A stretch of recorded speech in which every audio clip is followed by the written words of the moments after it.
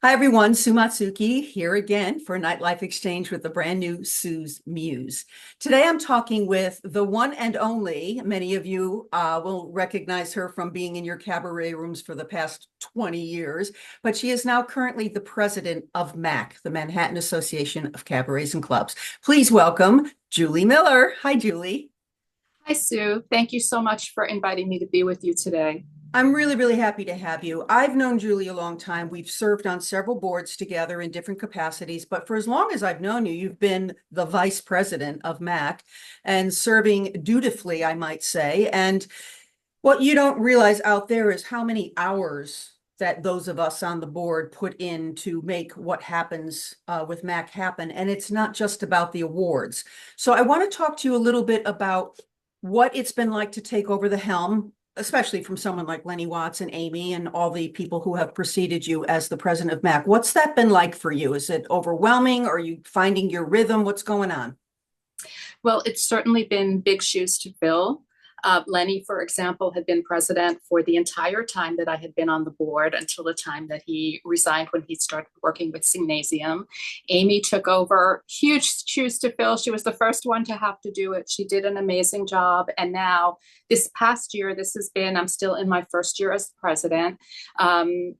It's been very exciting time. I've been working on really connecting with all of our membership and putting my face out there and getting to know everybody. That a lot of people I had met because, as you said, I had been vice president for a very long time, and working on the MAC Awards as producer for a very long time. How But many there's years did you produce the MACs? You did. You produced the MAC Awards for many, many years, right?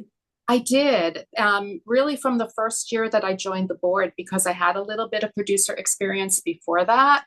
And so that's really where I jumped in when I first joined the board the first year, when we worked together, when you were on the board then as treasurer, when I Right, first came right, on board.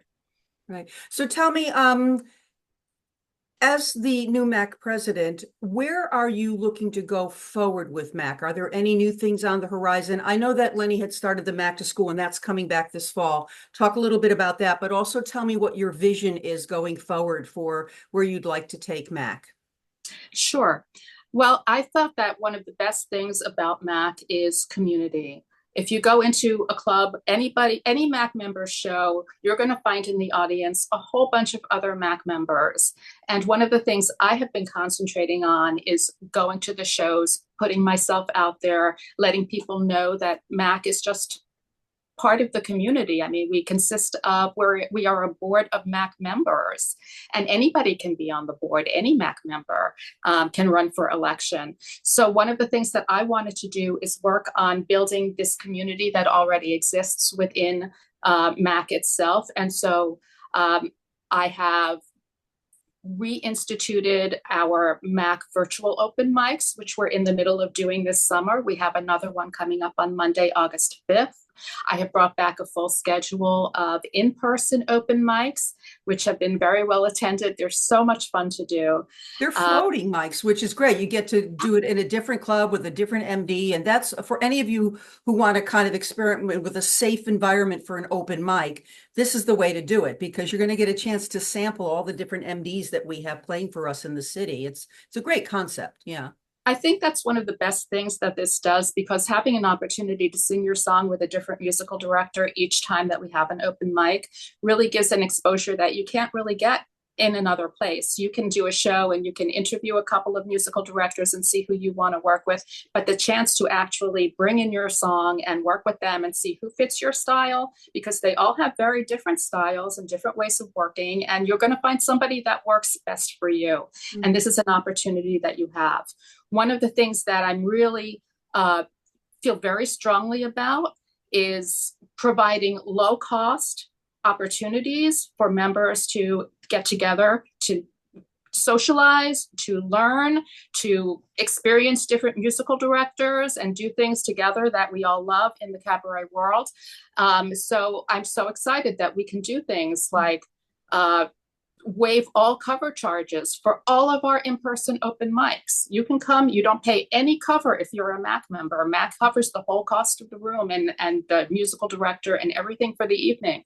One of the things that is my new initiative this year that I instituted is the MAC Community Chorus. Yeah, I heard about that. That's fantastic. Yeah. I'm so proud of this thing, and I'm so happy with how it's been going so far. We meet; it's been about once a month at this point. Bill Zeffiro has been our great choir leader, and He's also a great vocal coach. Just saying, yeah. He is. He's just wonderful. So he and I have been leading this, and this is another free opportunity for MAC members. We cover all of the costs. We cover the room. We cover Bill Zeffiro. We don't make him work for free. That's another thing I'm proud about is we support our MAC community by making sure that every single time we have somebody doing something for us, we pay them. But our members don't have to pay, and that's a key thing. So I don't want to have any financial barriers to people being able to participate in these events. So they come, they sing with us. It's a great evening. We have so much fun. It's cathartic. We sing great Broadway tunes. So a lot of things. I have to say, it's the best way to build your audience. Because this community, MAC is nothing if not loyal to each other. And if you become part of this community, even if 5 people that you didn't know before in that chorus or at the open mic that didn't know your work that now get to hear you sing, they may show up in your audience, and I always, even when I wasn't a member, and I am a new member, back to being a new member of MAC, mostly due to you and where you're taking MAC, but offering a $5 discount on tickets for MAC members is a big savings. I'm really heartened to hear that the money that we're spending on dues is going directly back circularly into the community to promote the arts. So thank you for that.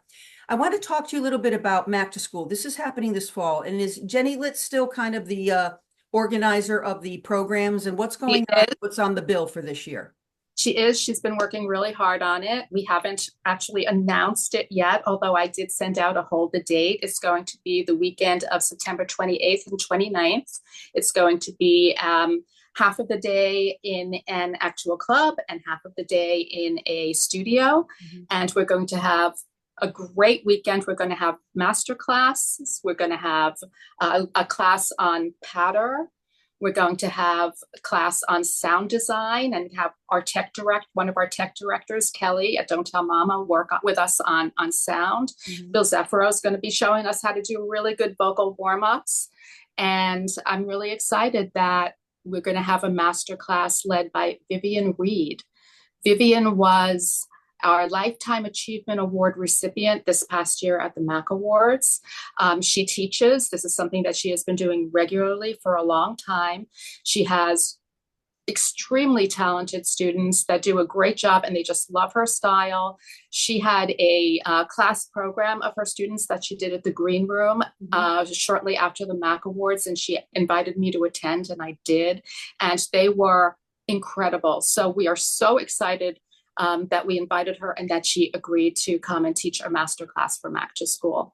Super. It's going to be a great weekend. And if I can just say also, going back to cost factor, we're going to be providing this weekend to all of our members for only $90 for the entire weekend. Every single class, every single program that we offer.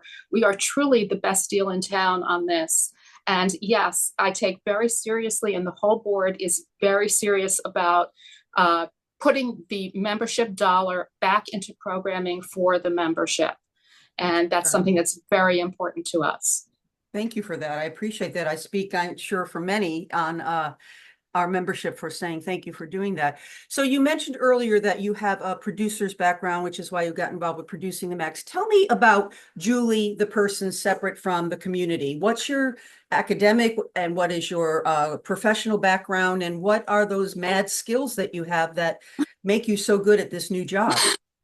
Well, let's see. I didn't start out this way. I started out as a lawyer. I went to law school and I worked as a lawyer for many years. I worked in a very large law firm doing business reorganizations and restructurings, which is a fancy way of saying bankruptcy for large corporations. and I worked for them for a while doing that. And then I actually branched out and started my own firm, my own practice. I had a partner and we did appellate litigation, which is appeals, just in the state court.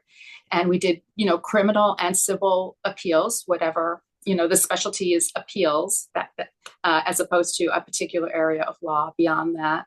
And we did that for a long time. And as I was doing that, I realized that I really would like to find a way to spend my day that wasn't constantly yelling and arguing with people and fighting with people and full of controversies. I just didn't really care for that as much. And so I started turning more and more to what I did really love in my little bit of off time, and that was theater.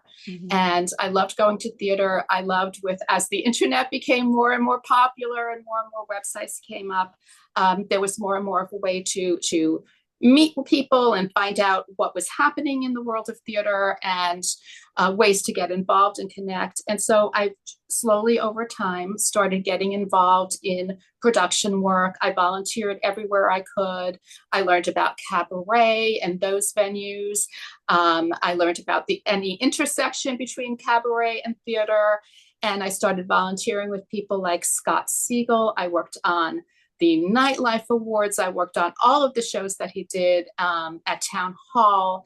I volunteered at the Drama Desk Awards, just anywhere where I can kind of fit in, where I could learn, where I could become familiar with it. I started producing shows at theater festivals like the New York Musical Theater Festival and the Fringe Festival in New York.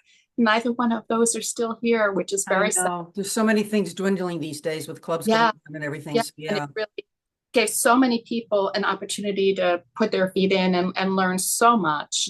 But anyway, this slowly and surely led me into getting less and less involved in law and more towards the direction of what I love, which is performance, entertainment, supporting work like that. That's what I love to do. So I was able to. I'm sorry, there is a correlation between law and music. So many attorneys, high-powered attorneys, find, like I had a friend who was a concert a pianist, and she left law because she found her heart and her soul back by music. And I don't know what it is. I don't know if it's some kind of psychological thing that leads attorneys to find their peace in music, but there's a lot of ex-attorneys that are in the arts. I find a lot of you out there. So There are. I totally agree with you. I think if you find anybody that looked to any area of entertainment as sort of a second career, as opposed to something that they started immediately out of high school or college, most of the time they're going to be a lawyer that wanted to change into something else. I don't know. I guess people have this view of being a lawyer as involving some type of theater. You are acting all the time in a different capacity, but there is an awful lot of acting going on and appearing in front of judges or juries or other litigants. Public speaking. So yeah. There's a lot of it going on, but at some point we usually come to the idea of this wasn't really what I envisioned as public performance, because again, it's difficult to constantly be fighting with people, and it's much more what I like, my style, and much more what I think a lot of other people like, to be collaborative and to work together, consensus building, that kind of thing, and come up together with creating something beautiful that many people like and enjoy and feeds the soul is much more desirable to a lot of people like me. Well, on that happy note, I can't tell you how much I am thrilled, one, to spend some time with you again. I haven't seen you for a while. I see you on campus, as I call it, all the time, because she's in everybody's shows. But I really applaud you for taking on this beast that is MAC. Having been on the board and the other side of it, I know how much time it takes, but I also know personally her heart is in the right place in everything that she does. And you can clearly hear the direction Julie is taking MAC in terms of bringing back music with joy and less expense to all of us. So for that, honey, I thank you so much. And thank you for spending a few minutes with Nightlife Exchange. My muse for the day, everyone, Julie Miller. We'll see you next time, everyone. Thank you. Wonderful to be with you. Thanks, hon.